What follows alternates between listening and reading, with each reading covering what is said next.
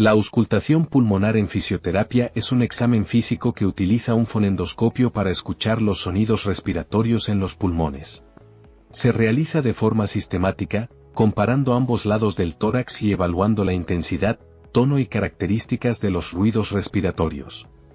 Posiciones para auscultación. Un paciente sentado, permite auscultar la espalda y facilitar la ventilación. El paciente acostado de lado, útil si el paciente no puede estar sentado, considerando que el pulmón inferior ventila más. Preparación del paciente. 1. El paciente debe estar en una posición cómoda, preferiblemente sentado o acostado. 2. El área del tórax debe estar expuesta para facilitar la auscultación. 3. El fisioterapeuta debe estar en una posición cómoda para acceder fácilmente a todas las áreas del tórax. Proceso de auscultación. 1. Uso del fonendoscopio. Calentar el fonendoscopio con las manos antes de colocarlo sobre la piel.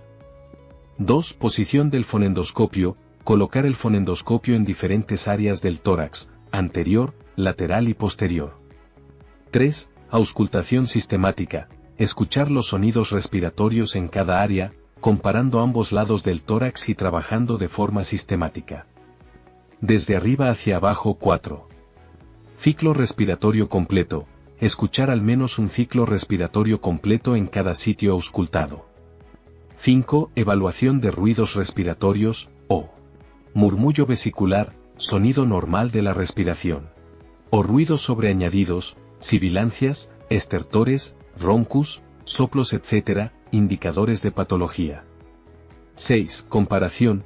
Comparar los sonidos de ambos lados del tórax para detectar cualquier diferencia.